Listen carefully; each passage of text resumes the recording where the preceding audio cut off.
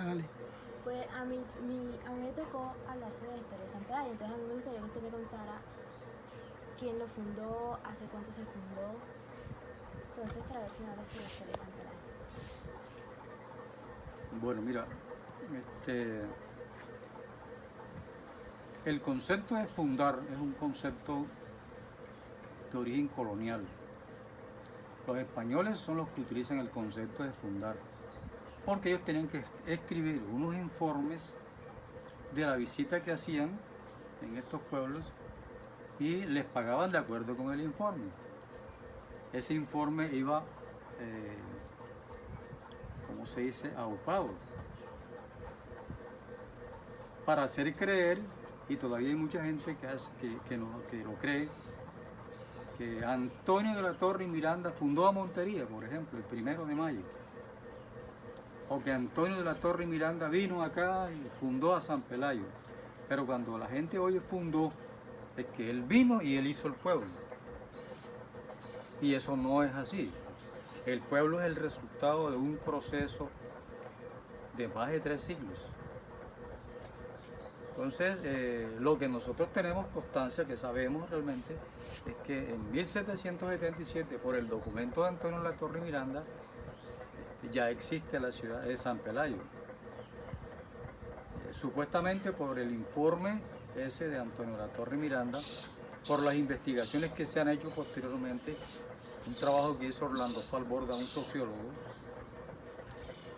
de Barranquilla. Él descubrió una serie de documentos y en los documentos venía toda la información relacionada con el surgimiento de San Pelayo. El más completo trabajo que hizo sobre ese tema lo hace Orlando Falborda y lo publica en un libro que se llama Historia Doble de la Costa, 4º tomo. Es 1986. Entonces él se va a Sevilla, España, y en el Archivo General de Indias en Sevilla recoge toda esa información. Y con esa información entonces nos habla de la fundación de Montería a partir de 1777. Yo en este momento estoy escribiendo sobre la historia de Montería. Curiosamente es una coincidencia. Y lógicamente que también compromete a San Pelayo.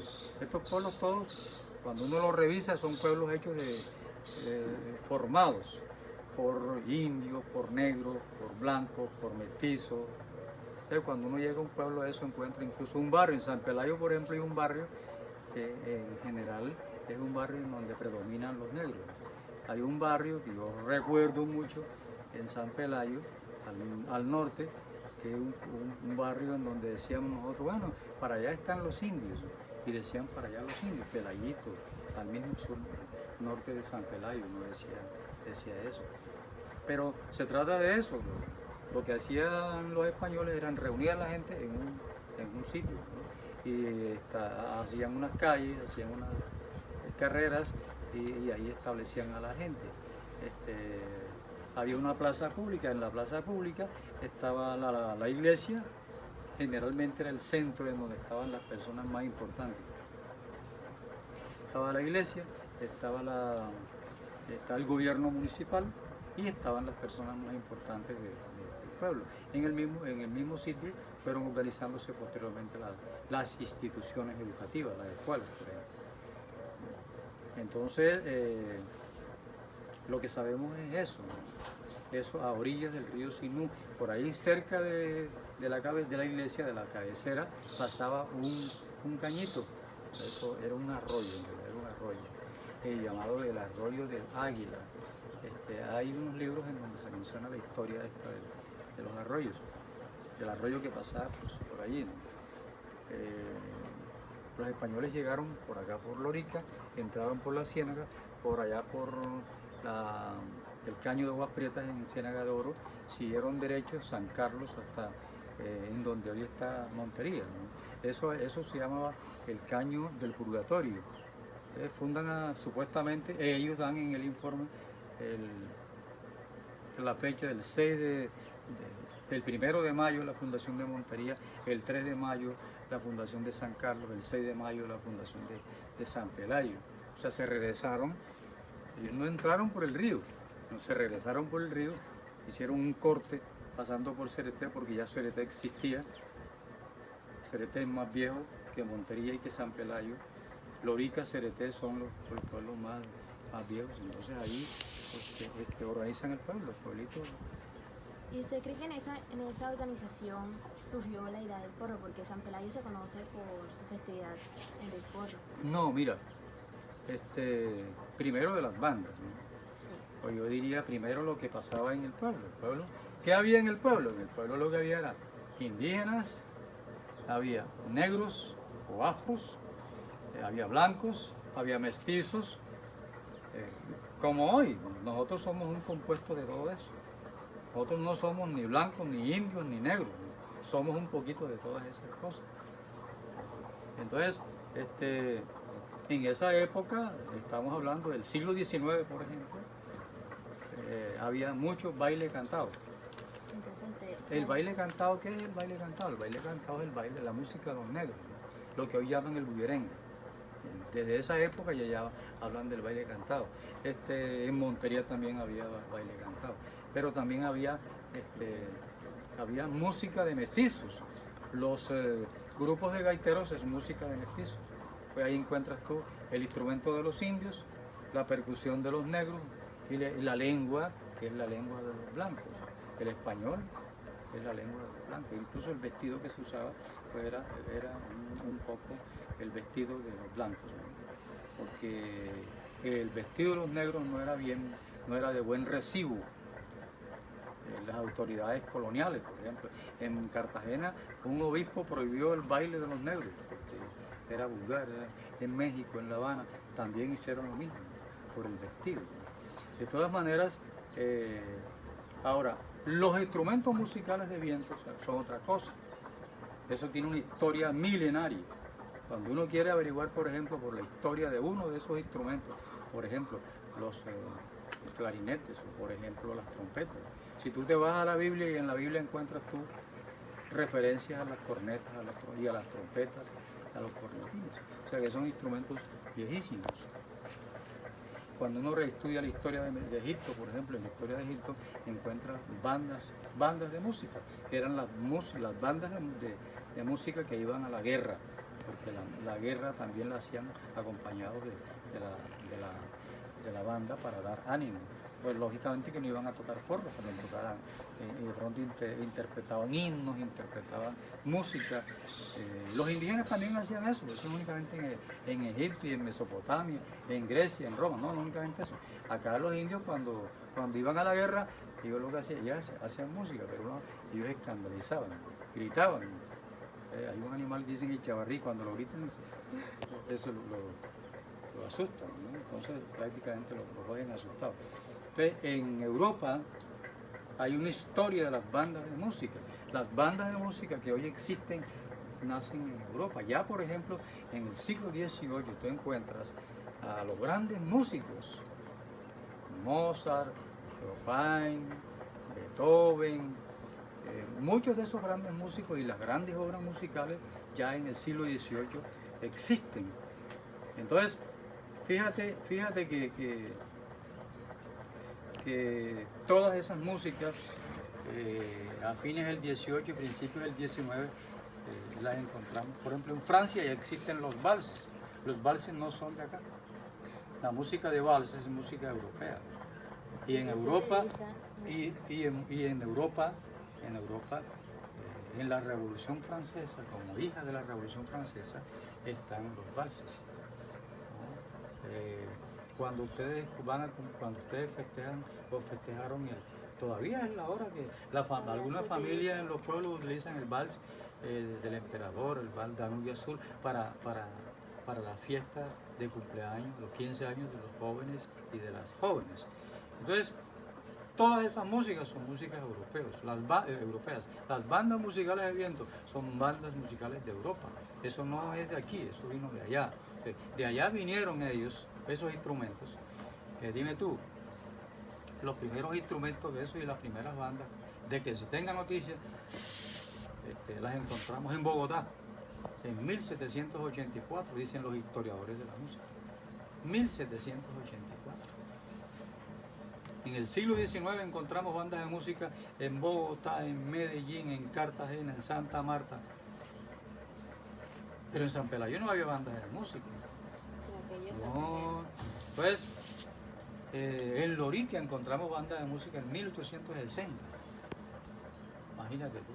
Todavía en esa época no hay porros.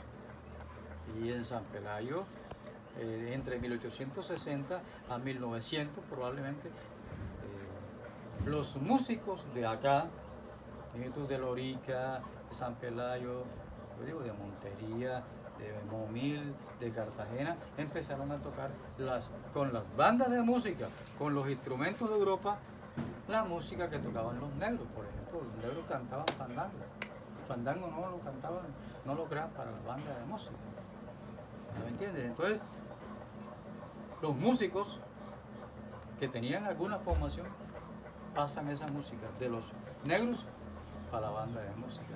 La música de los gaiteros, por ejemplo, para pullas, cumbias, mapalés, para la banda de música.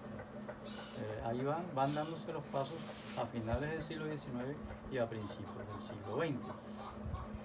En Montería hay bandas de música en 1845. Y probablemente hubo fandango en Montería antes de terminar el siglo XIX, fandango. Pero el fandango no lo tocaban las bandas, el fandango lo tocaban los gaiteros, eran los gaiteros y los bailes, las cantadoras, ¿no? Ahí no había banda. La banda en 1880, 1890 en Montería tocaba, pero tocaba en la casa. La banda de música era música para la aristocracia, la gente importante, la gente rica de Montería, de acá de Cienagador o de Lorica. Entonces, fíjate que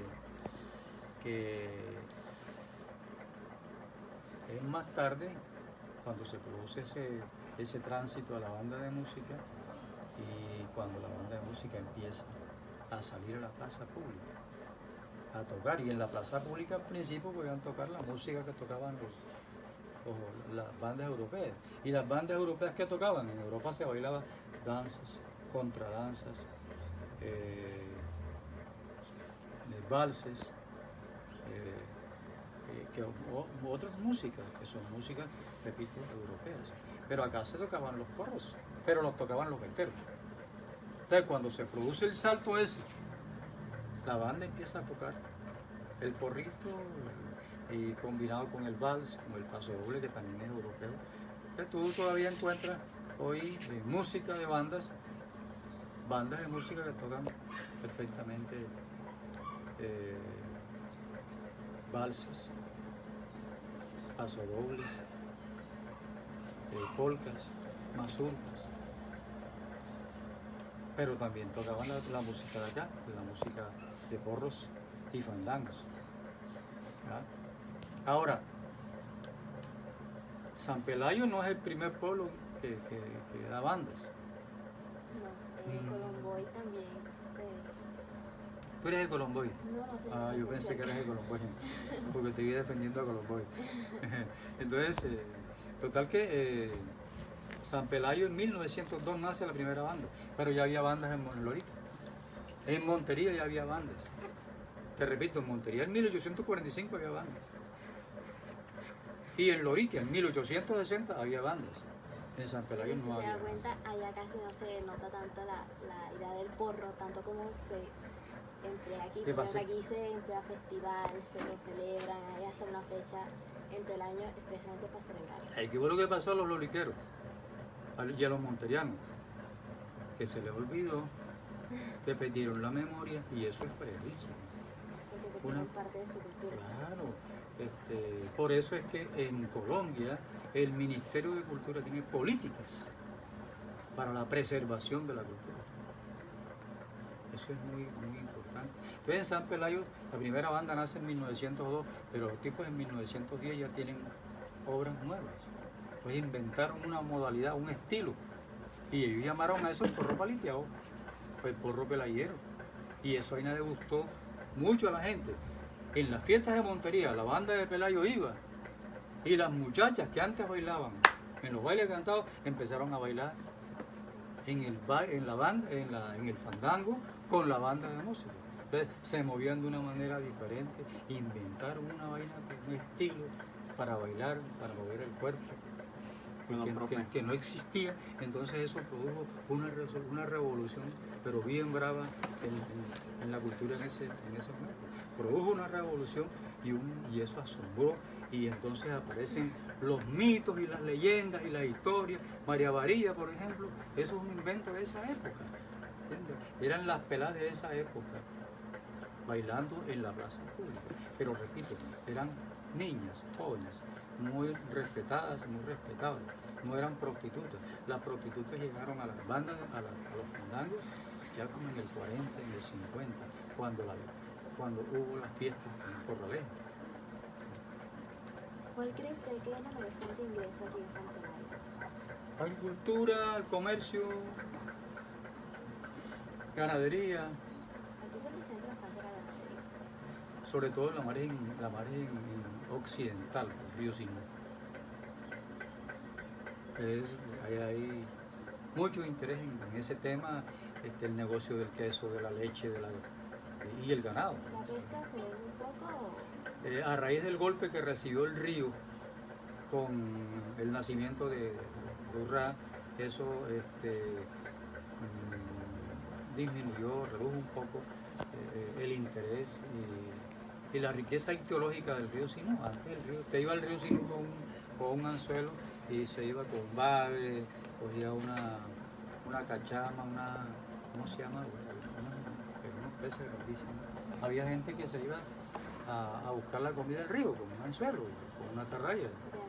Ya eso no se puede hacer porque ya no lo hay. No lo hay. Muchas gracias. Bueno, bien. Bueno, profe, aquí saliendo un poco de ese tema que vamos como regresando para aclarar algo más sobre el porro.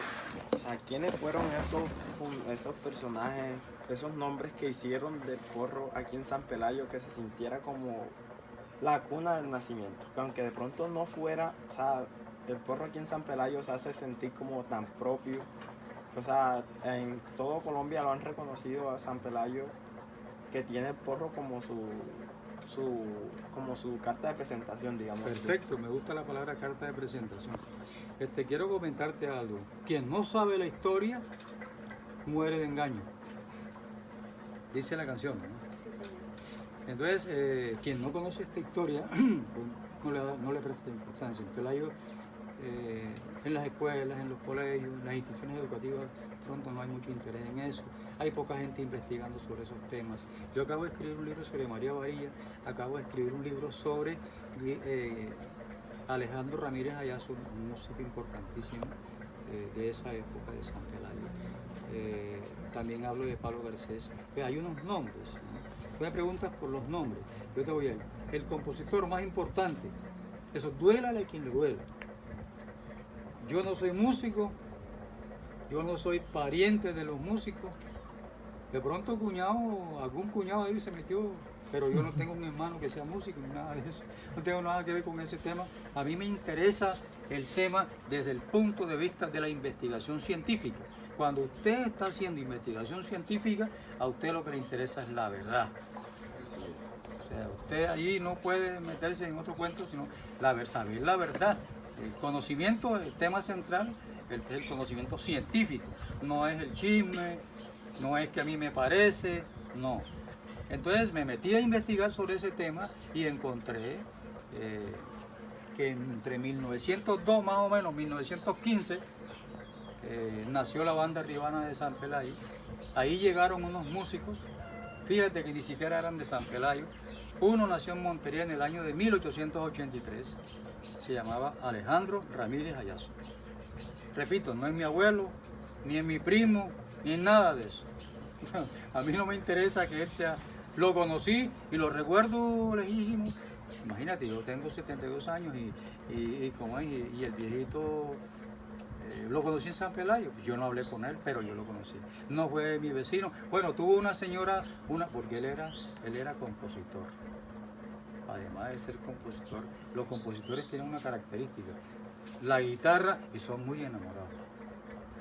Son muy enamorados. El tipo tuvo 20 hijos, pero tuvo muchas mujeres. Se casó en San Pelayo. La mamá era de Montería y el papá era paisa. El papá se muere cuando él empieza a estudiar bachillerato. Él iba a estudiar Derecho, pero se vino para San Pelayo cuando el papá muere. Entonces ahí se enrola en el grupo de la banda Ribana de San Pelayo. No Arribana. Los músicos nunca dijeron Arribana. Sí, la palabra arriba, sí, el barro arriba, sí, correcto. Que arriban, pero ellos nunca dijeron banda Arribana, banda Ribana. Y en el bombo siempre apareció banda Ribana de San Pelayo. Así decía. Entonces, ese músico lo considero yo alma de la creación musical. Él es el autor, él es el artífice, es el personaje de la creación de los porros pelayeros. María Varilla, el Vinde, el Pájaro, el Pilón, todos esos porros son obra de Soy Pelayero, son del maestro Alejandro Ramírez Ayazo. Te repito, nació en Montería, el papá era paisa, la mamá era de Montería. El otro, Pablo Garcés Pérez, nació en San Antero, nació en 1879, se vino para Purísima y de Purísima se vino para acá. Mira, se casó aquí en Carrillo. Pablo Garcés Pérez, la primera mujer que tuvo, la tuvo aquí en Carrillo. Se casó aquí. Cuando nació el primer hijo, se murió la esposa y se murió el hijo en el parto. Entonces, él se fue para San Pelayo y ahí hizo llave con Alejandro Ramírez. Ese músico era un músico extraordinario, pero hubo dos músicos más importantes. El primer director de la banda, Samuel Herrera. Samuel Herrera es el primer Herrera que llega a San Pelayo. Comprobado, yo hice el seguimiento, la búsqueda y todo eso. Yo me tuve que meter en la iglesia de Pelayo a buscar en los libros de bautismo, a encontrar, a buscar nombres. Saqué parte de bautismo, por ahí me salieron como 200, nos gastamos como 200.000 pesos en parte de bautismo para constatar esta información. Samuel Herrera, otro músico. Te repito, el primer Herrera que llega a San Pelayo es ese. Otro, José de la Encarnación Lugo Espinosa, el primer Lugo que llega a San Pelayo. Es ese señor. Y era músico. El primer director de la banda Ribana de San Pelayo fue el señor Samuel Herrera, después fue Pablo Garcés. Alejandro Ramírez, después fue Pablo Garcés. Y de ahí, en ese grupo, nacen los grandes porros. Fueron como 12 músicos. Yo tengo los nombres, la lista de los nombres, pero no la vamos a dar porque no nos da la memoria para recordar todos los nombres. Recuerdo eso, los principales que eran el motor de la banda Ribana de San Pelayo. Muchas gracias. Le damos continuidad. Bueno, profe, para no salirnos del tema de las festividades, pues a mí me interesaría saber qué vestuarios se utilizan en los bailes típicos de San Pelayo. Esa información, siendo honesto, ¿no?, te la puede dar bien la señora Margarita. Ella siempre ha trabajado con danza, ellos han hecho los vestidos, ellos te pueden dar la información completa sobre ese tema, ¿no? Fíjate, cuando uno va a hacer investigación, uno siempre tiene que estar atento a eso, porque a veces te encuentras que alguien que quiere saberlo todo, ¿no? Yo no sé todo, yo sé lo que a mí me interesa saber. El tema de bailar, de la danza y eso, es un tema que me interesa, que es importante y todo eso, ¿no? Pero yo no me he puesto a escribir sobre ese tema, aun cuando yo ya he hablado sobre ese tema.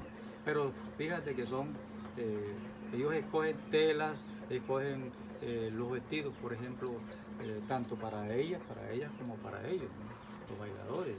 El pantalón caqui, el sombrero, la abarca, en el caso de las niñas, la falda siempre larga, muy vistosa, Las mujeres saben mucho más que nosotros los hombres sobre el tema de los vestidos, entonces sería bueno que le preguntaran a la señora Margarita sobre ese tema. ¿Qué vestidos usaban? ¿No? ¿Qué vestidos usan ellos? Ellos inclusive ya tienen hasta un libro escrito sobre ese tema. Y aquí en Pelayo, o sea, en Pelayo, ¿cada cuánto se realizan las festividades?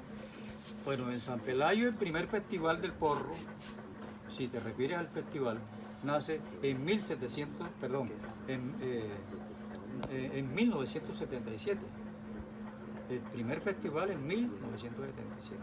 Cada año se hace el festival. Cada año se hace el festival. En el mes de junio, a finales de junio, se hace el festival. Pero también está la fiesta del santo patrono de San Pelayo, un santo español. Lo festejan el 26 de junio todos los años. En San Pelayo también hubo, como en otros pueblos aquí en el Sinú, lo que llamaban en el Caribe, pues, la Pascua Florida. La Pascua Florida es la fiesta de fin de año. Empezaba el 8 de diciembre y terminaba el 6 de enero. En todos estos pueblos y hacían lo mismo, más o menos, ¿no? Había fandango, había piquerias con bullerengues, con baile cantado, había gaiteros, también había mucho el tema de los decimeros, había muchos decimeros, hacían parte de la fiesta. Pero la fiesta en el siglo XIX es bien distinta de la fiesta en el siglo XX. Acá. Por ejemplo, la corralea, uno cree que las corraleas son... No, los fandangos se hacen primero que las corraleas. Las corralejas grandes en estos pueblos, más o menos en 1930 en adelante. Pero antes hubo fandango con bandas de música sin corraleja. Luego, cuando empiezan las corralejas cogen y atraen a los fandangos. Entonces, el último día, en la hora de la noche, se hacían los fandangos en casi todos estos pueblos, ¿no? En los años 40, 45, 50, 55, en todos estos pueblos hacían las fiestas de toros y en la noche, a partir de las 9 y hasta las 5 de la mañana, los fandangos. Entiendo, profe. Y ahora hablando un poco sobre el tema de las costumbres, ¿usted cuál cree que son las costumbres y expresiones que más resaltan entre el pueblo pelayero? Cuando uno habla de costumbres, habla de muchas cosas. Pues uno tiene que precisar la pregunta. ¿Entiendes? ¿Costumbre de qué? ¿Costumbre para qué? Por ejemplo, costumbre a la hora de la comida. Costumbres, por ejemplo, en el campo de la religión. Costumbres en el campo de la fiesta. Costumbres, por ejemplo, en torno de los amores, en torno del matrimonio. Esas son muchas preguntas. Pues las preguntas uno siempre tiene que afinarlas, hacerlas bien claras para que te puedan dar un producto. Eso es como cuando tú vas a hacer un proyecto. Si tú vas a hacer un proyecto, pero tú no tienes claro qué es lo que vas a buscar en el proyecto, tú no llegas a ningún lado. O sea, tienes que hacer, tienes que formular, digamos, el problema de la investigación bien para que te pueda dar. Así que, por ejemplo, en la comida, por ejemplo, la gente se levanta, se toma el tinto, y una costumbre, ¿verdad? La gente se levanta, se toma el tinto. La costumbre, tomarse un tinto con arroz amanecido, por ejemplo. El tinto con pan, una cosa. Es una costumbre, ¿no? Aquí no es la costumbre que tienen, por ejemplo, que tenían los cachacos, de que a las 3 de la tarde tomaban un chocolate. En la época de la colonia servían chocolate, ¿no? Eso no es la costumbre, ¿no? Ahí intervienen muchos factores, muchos agentes que son, por ejemplo, la religión interviene mucho en estas cosas, que orienta para que la gente haga esto, para que cuando se vaya a acostar, la costumbre de rezar. Nosotros los costeños no hemos sido muy buenos para rezo, no hemos sido muy buenos, somos así como muy libres, muy liberales para hacer estas cosas.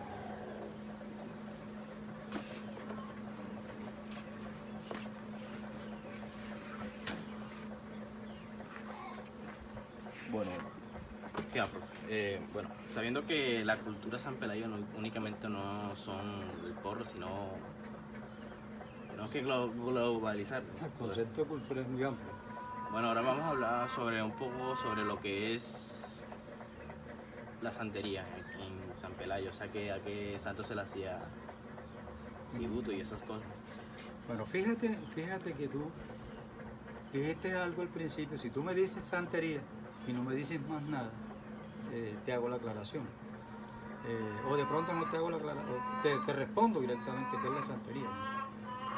Pero me dices, ¿a qué santo? Ah, ya es otra cosa. Porque en rigor, lo que se llama la santería es una práctica religiosa propia de los pueblos negros en el Caribe. Tú vas a Haití, por ejemplo, a Cuba, a Puerto Rico, inclusive en el caso del norte de Venezuela.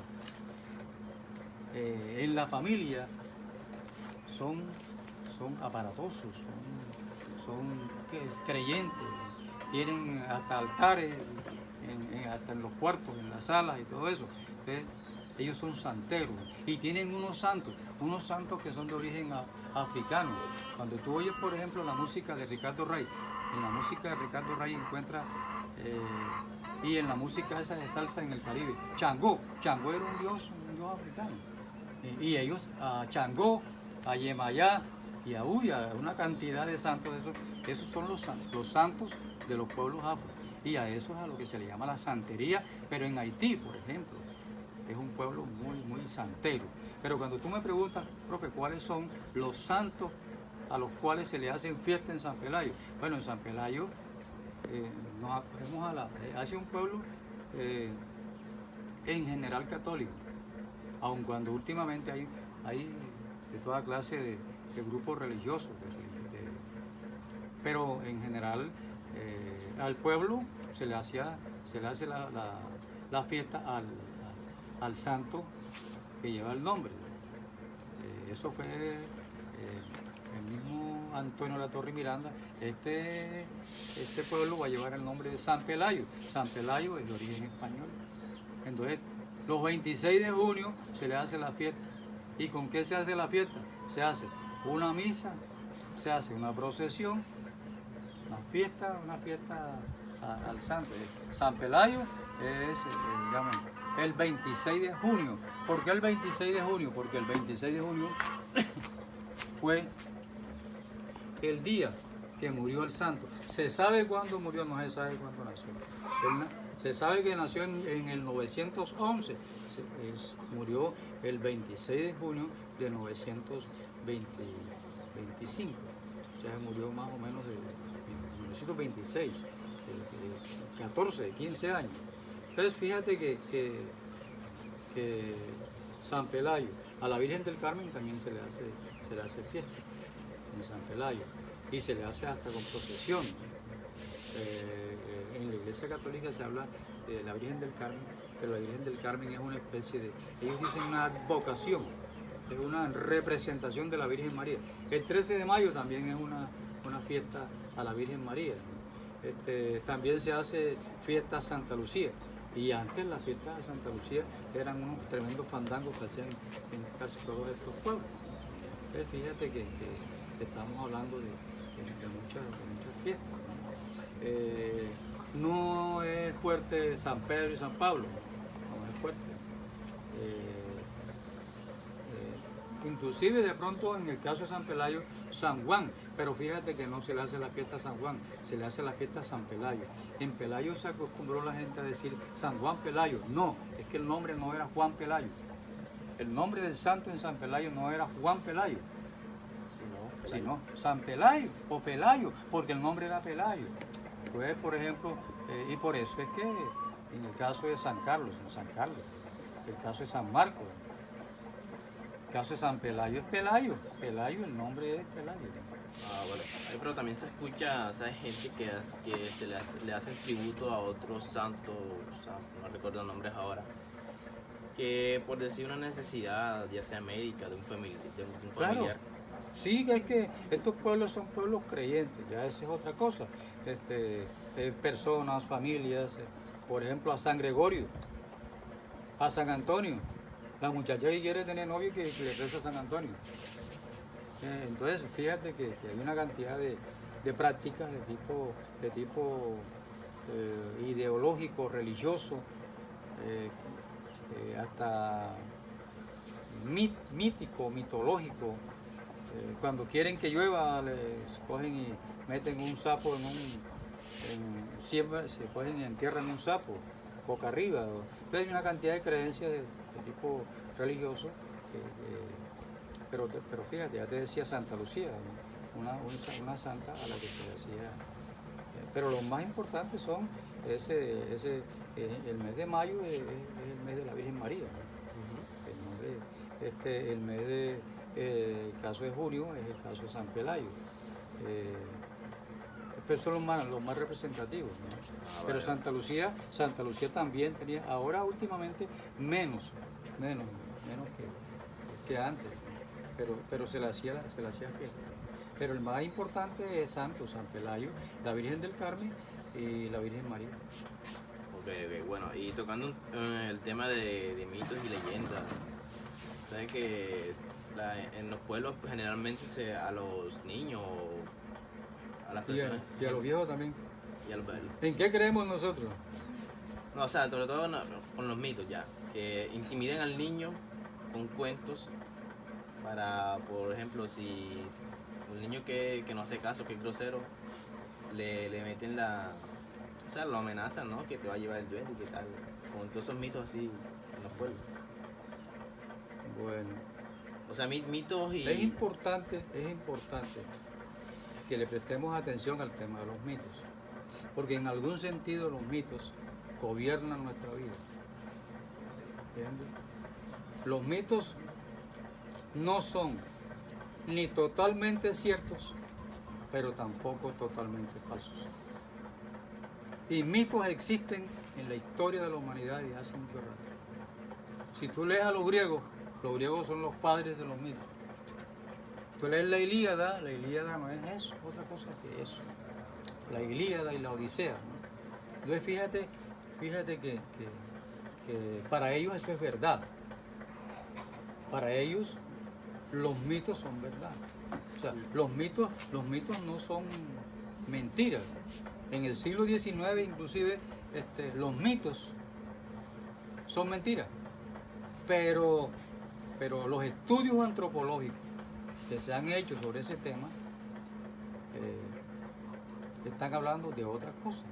Están hablando de que detrás de los símbolos, de los mitos hay un significado. Hay significado, significan muchas cosas. Eso no es una cosa de niños ni de juego, no.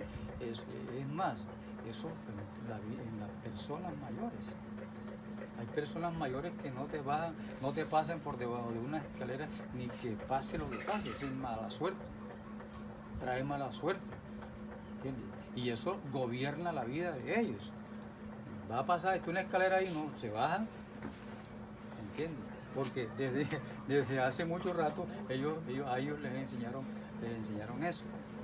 Pero en estos pueblos, que son pueblos campesinos, en estos pueblos hubo mitos que gobernaban la vida de estos pueblos. Te puedes imaginar estos pueblos sin agua, sin luz, sin energía eléctrica.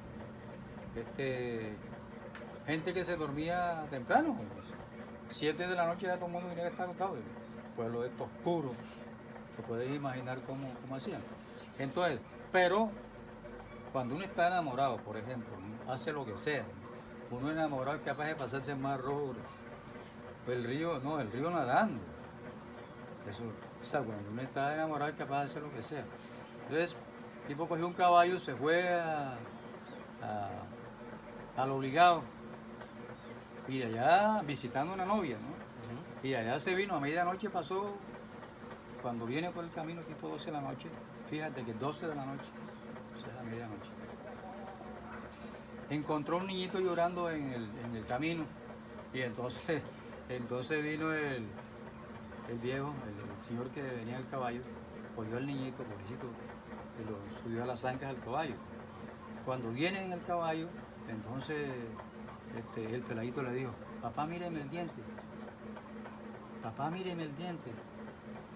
Y él no le hacía caso. Papá, míreme el diente. Entonces cuando él miró para atrás, ya lo que vio fue a un ser que tenía unos colmillos largotes.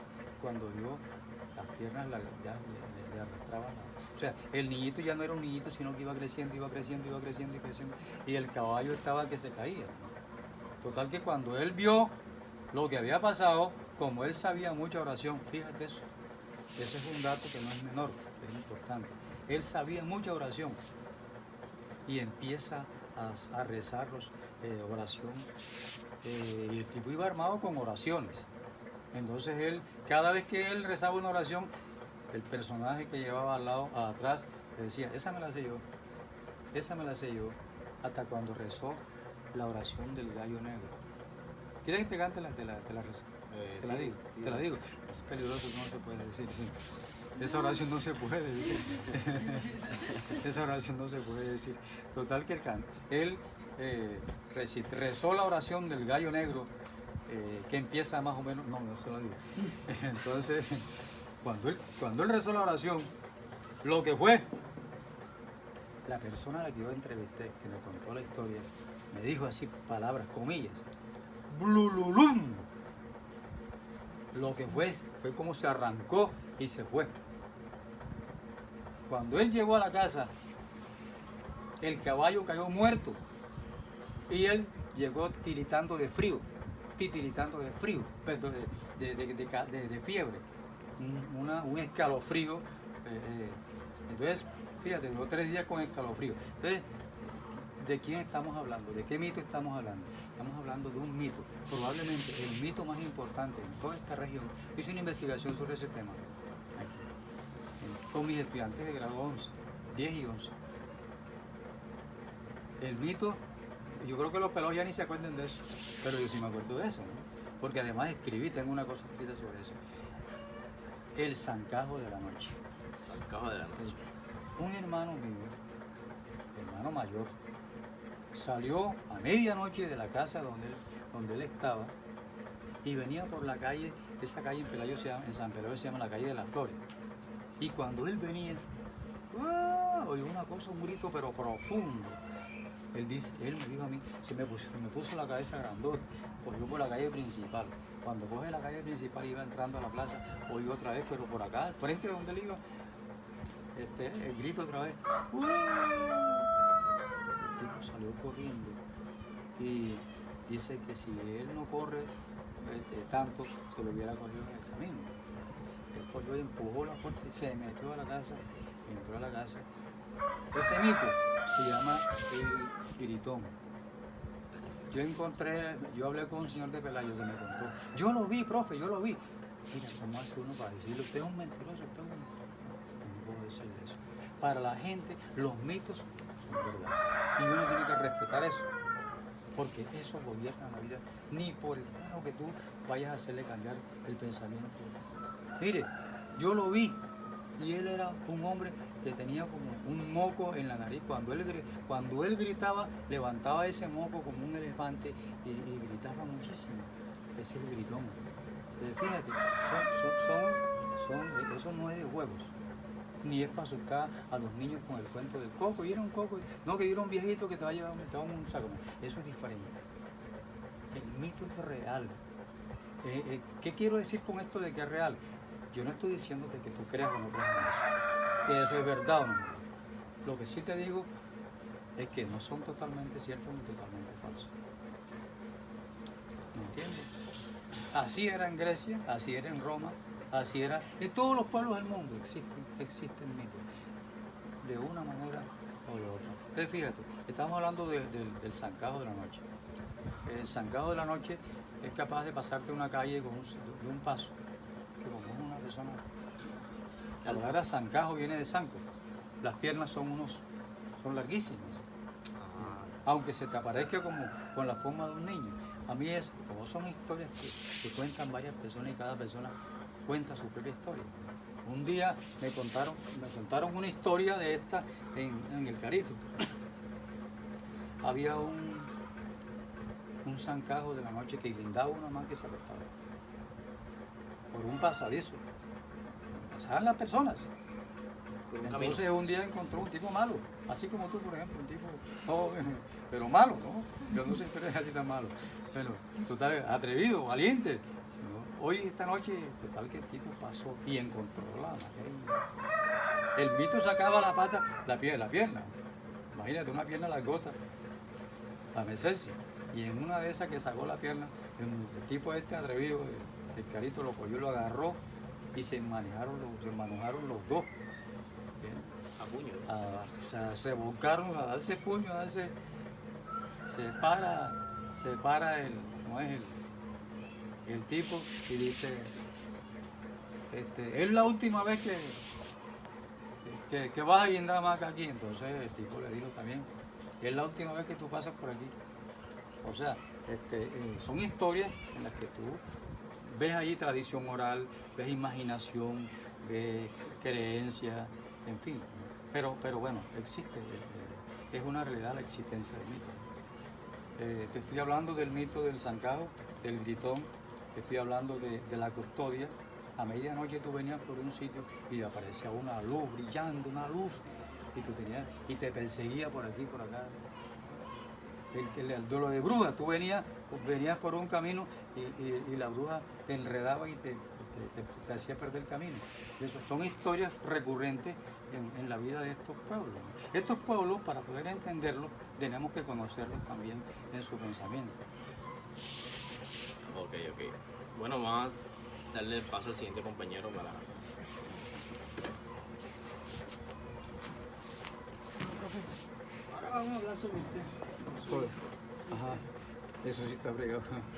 Es lo más difícil para mí. Profe, ¿por qué se dedicó a la escritura y en qué se enfoca principalmente? Bueno, el por qué, yo no sé. La verdad yo no sé, porque yo nací, mira, mi mamá no sabía, apenas sabía pintar, no, ella no sabía leer, ella no leía, yo no vi en mi casa ninguna biblioteca, yo no vi biblioteca en mi casa. De pronto hubo algo que pudo influir en mí, es que mi padre era abogado, pero mi padre me tuvo y él no vivió conmigo, yo no viví con él. ¿Ah? Yo estudié en la escuela primaria en San Pelayo y hubo un maestro que me regaló un libro que se llama Ben-Hur. Ben-Hur es una historia de los griegos, es una historia griega. Es una historia de un personaje en Roma en la época de Jesucristo, el nacimiento de Jesús. Es una historia muy hermosa. Yo la leí toda de un tiro y de ahí eso estaba haciendo el cuarto, quinto elemental. Me metí en el cuento de la lectura. Yo en tercero de bachillerato estaba leyendo filosofía, economía política, ¿no? Y tenía grupos de compañeros con los cuales yo leía mucho. Nos reuníamos para discutir temas de filosofía, temas de antropología, temas de economía, sobre todo economía y filosofía, que eran los temas más. Soy maestro normalista de la Escuela Normal Guillermo Valencia de Montería. Sé que esto de la formación es muy importante, aprendí mucho en eso, pero en esa época yo estaba metido en el cuento. Por ejemplo, a los rusos, los escritores rusos yo leí a muchos escritores rusos, por ejemplo, a Dostoyevsky leí muchísimo, a Gorky leí muchísimo, a Tolstoy. A mí me gustó mucho leer novelas gordas, largas, ¿no? Por eso Ana Karenina, por ejemplo, de Tolstoy me leí también Guerra y Paz. Son libros que tienes que durarte muchos días leyéndolos. De Dostoyevsky, Crimen y Castigo, Los Hermanos Karamazov, que esos fueron después pasados al cine y luego creo en televisión también pues encuentra uno, creo que hasta en YouTube encuentra uno esto. De los ingleses, por ejemplo, William Shakespeare, yo a Shakespeare, lo leía todo. O sea, cuando yo elegía un autor, yo leía toda la obra. De los latinoamericanos, toda la obra. Cuando leí La ciudad de los perros de Vargas Llosa, leí toda la obra después, la obra de Vargas Llosa. Ya cuando lo de García Márquez, 100 años de soledad, los cuentos, toda la obra fíjate que para mí es fundamental el tema de la lectura y eso es lo que le digo a todos ustedes. El tema de la lectura es muy importante. Uno tiene que ser lector. Lógicamente que esto no es a la fuerza, porque hay una pedagogía para la formación del hábito lector. El hábito lector, bueno, yo he sido afortunado. porque Dios me dio a mí ese hábito, porque yo no recuerdo que alguien me lo haya formado, ¿entiendes? Pero es muy importante formarlo. Existe un hábito, existe un métodos, existe pedagogía para formar en hábito lector. ¿Cuándo te das cuenta tú que una persona no tiene hábito lector? Cuando va a la universidad y entonces en la universidad le toca leer un trabajo. Tiene que ir a la biblioteca y va a la biblioteca y encuentra la biblioteca que va a los 15 minutos. Ay, me duelen los ojos, ay, me duele la cabeza. Hombre, es que me duele la cabeza. No hay hábito lector. El hábito lector es más o menos lo que ocurre con el futbolista. Tipo que no ha practicado cómo va a jugar fútbol. Tipo a los 15 minutos, a los 10 minutos el tipo está cansado. ¿Entiendes? Es más o menos lo que pasa con el tema de la lectura. Uno debe tener hábito lector para entretenerse, además, para hacer investigación. Tú tienes que leer. ¿Cuántas obras tienes publicadas y cuáles son? Bueno, publicadas tengo con bombos y platillos. Eso lo publiqué en el 94. Eso está en la biblioteca del Banco de la República. Además de esa publicada, esa se publicó otra vez en el 2013. Hay una obra publicada en el 2013, que es una historia documental de Córdoba. Ahorita de pronto le regalo un libro, yo no sé. Es un trabajo de historia documental de Córdoba, pero sigue siendo un proyecto. ¿No? Acabo de escribir, eso está publicado, ¿no?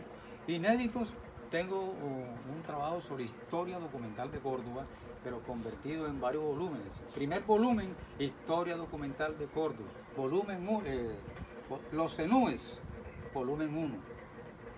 O sea, ese trabajo eso está ya. El volumen 2 son documentos, historia documental de Córdoba, siglo XVII y siglo XVIII. Eso está listo. Porque fue lo que publiqué, pero a eso que publiqué yo tengo que quitarle otras cosas para convertirlo en otra cosa y enriquecerlo, ¿no? El otro es historia documental de Córdoba, que es siglo XIX, volumen 3 dije 2, 3. La idea mía es hacer un trabajo de 2 volúmenes para historia de Córdoba, uno de 1900 a 1950 y el otro de 1950 al 2000. Esa es la idea. Bueno, escribí, tengo listo, eso sí lo tengo listo y estoy emocionado con ese trabajo, que es el de María Varilla. Se llama María Varilla entre el mito y la historia. Ahí la primera parte se la dedico a estudiar el mito, ¿sabes qué es eso? Hay unos trabajos muy interesantes sobre el tema del mito. Son interesantes. Yo he aprendido mucho con un amigo que me restó, con el que hablé mucho sobre eso. Pero bueno, ese libro es de María Varilla, entre el mito y la historia. Y hay un trabajo que le dediqué al compositor que he mencionado, Alejandro Ramírez Ayazo. Un libro completico para él, en donde pruebo por qué razón él es el compositor de las obras que ya he mencionado.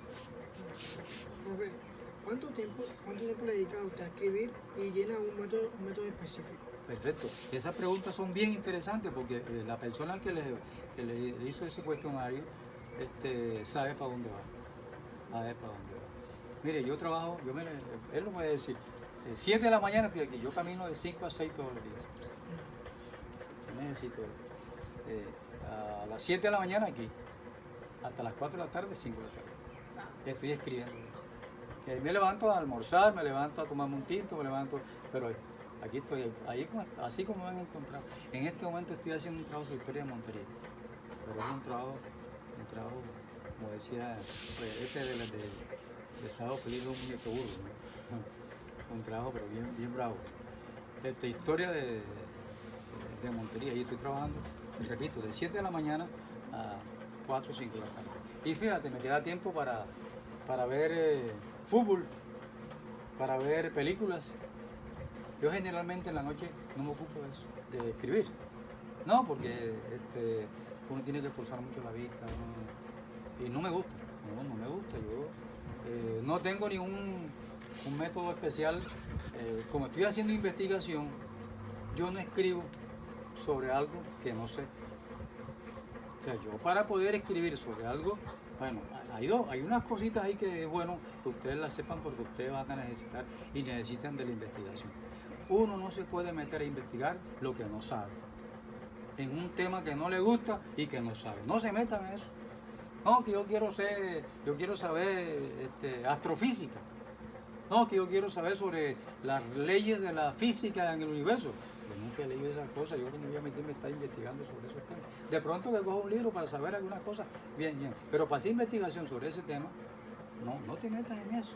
Entonces fíjate que es un poco una especie de contradicción cuando yo digo que uno no escribe sobre lo que no sabe. Pero la investigación que uno hace, la hace tratando de resolver lo que no sabe. Porque uno empieza una investigación con un planteamiento y una formulación del problema. El problema es la pregunta, ¿qué es lo que yo necesito saber? Yo necesito saber esto. Entonces organizo todo el material y organizo todo con base en eso que voy a buscar. Entonces, ustedes saben, todo proyecto de investigación tiene unos pasos. Tú necesitas unos objetivos, tú necesitas una metodología, tú necesitas un marco teórico conceptual, tú necesitas todo eso, lo necesitas para hacer investigación. Entonces, si vas a hacer una investigación, por favor, busca información, busca datos. Mira lo que me ha pasado. Para darle un ejemplo que está fresquecito. Estoy escribiendo sobre la historia de Montería. ¿Cómo hago yo para saber de Montería de 1500 a 1800? En ese periodo. De pronto me es más fácil saber que Montería de 1800 a 1900 o a 2000, porque hay instituciones en donde hay documentos y todo eso. Yo sé que está el Archivo General de la Nación, el Archivo General de Indias. Entonces, pero ¿cómo hago para eso? Y empiezo a rebuscar. Terminé. Necesito saber cómo fue la fundación de Santa Marta. Imagínate. Y me metí a trabajar. Ya tengo claro lo que pasó con Santa Marta. No, pero yo necesito saber qué pasó con Cartagena. ¿Cómo Cartagena fue Cartagena? Nació como Cartagena, surgió como Cartagena. O como dice la gente en general, fue fundada Cartagena. Me metí a trabajar en eso y estoy, digamos, en eso. Entonces fíjate que eso de no hay como una regla fija que tú digas que tú de esta manera es que vas a... Lo que tú necesitas de todas maneras es la pasión por eso, buscar la información, buscar el dato, no te pongas a estar inventando cosas, suponiendo cosas. En la investigación no hay chisme, aunque el chisme también sirve para la investigación, pero en la investigación no hay chisme. No, yo creo que, no, yo supongo que, bueno, si tienes unos datos, unas pistas, puedes darte el lujo de decir eso. Yo supongo, de acuerdo con esto, yo digo que tal cosa. Eso lo puede hacer uno perfectamente. Entonces, fíjate que no existe como especie de una cosa fija que te va a decir a ti cómo vas a investigar. Eso depende de ti, depende de lo que lleves por dentro. Lo que lleves por dentro, eso es lo que quieres ser investigador, eso lo lleves por dentro. Yo no sé, yo tuve la suerte de pronto de meterme en este cuento y por aquí voy. Bueno, gracias.